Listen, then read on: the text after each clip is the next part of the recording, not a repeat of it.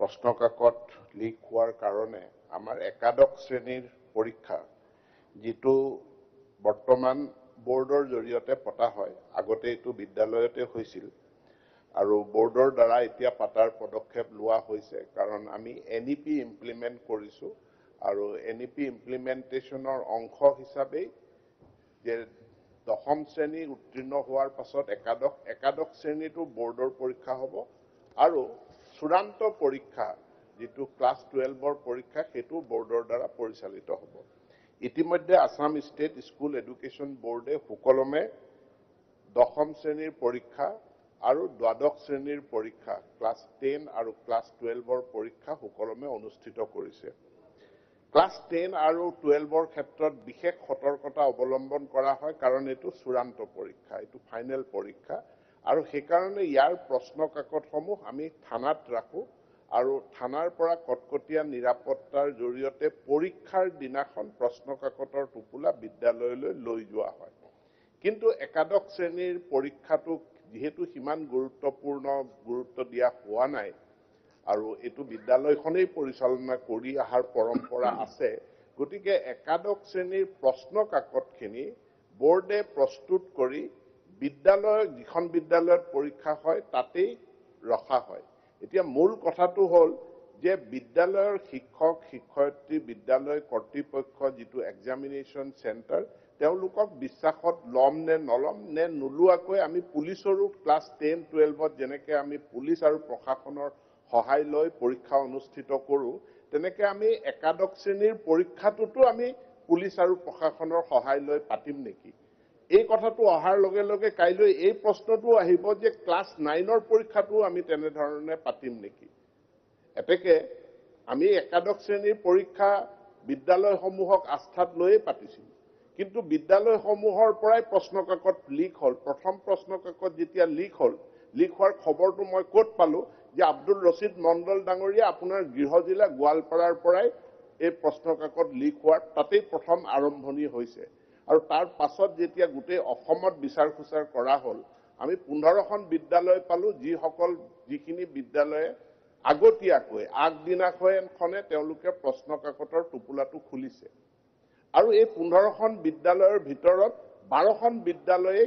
private school এতিয়া লগে লগে এই প্ৰশ্নটো আহিব মোৰ তাত হোৱাটছএপত বহুত মেছেজ আহিছে যে প্ৰাইভেট স্কুলক পৰীক্ষা কেন্দ্ৰ হ'ব নালাগে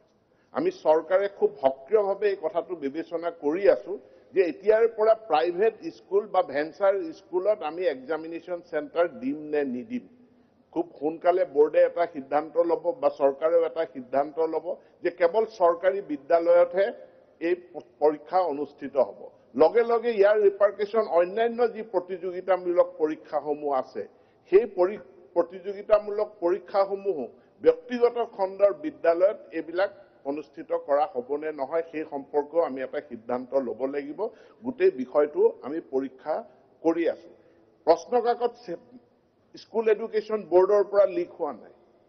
আমি খুবেই স্পষ্ট হোৱা উচিত যে বেমাৰটো য'ত হৈছে তাতে চিকিৎসা কৰিব লাগিব বেমাৰ নোহোৱা জায়গাত খুন্দিয়াই পেলে একো লাভ নহব বেমাৰটো সৃষ্টি হৈছে বিদ্যালয়ত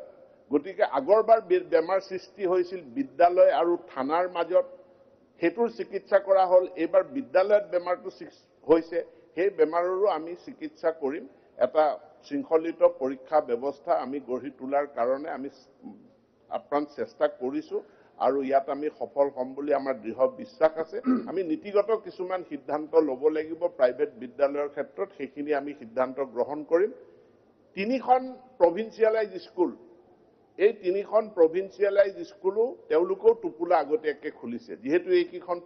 প্ৰভিন্সিয়ালাইজ চৰকাৰৰ অধীনত চৰকাৰে ব্যৱস্থা ল'ব কিন্তু ইতিমধ্যে আটাইকেইখন বিদ্যালয়ৰে এফিলিয়েশন সাসপেন্ড কৰা হৈছে আৰু তেওঁলোকে এই 2025 চনত ক্লাস 12ৰ এডমিশন ক্লাস 11ৰ এডমিশন এই 15খন বিদ্যালয়ে ল'ব নোৱাৰিব তেওঁলোকে ক্লাস 11ৰ এডমিশন 2025ত দিব নোৱাৰিব যাতে বাকি বিদ্যালয়সমূহৰ কাৰণেও এটা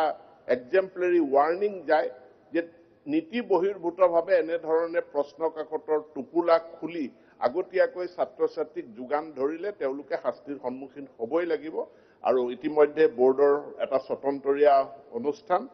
বোৰ্ডৰ বৈঠক যোৱাকালি অনুষ্ঠিত হৈ গৈছে বোৰ্ডে সিদ্ধান্ত গ্ৰহণ কৰিছে পৰীক্ষা আকৌ অনুষ্ঠিত কৰিব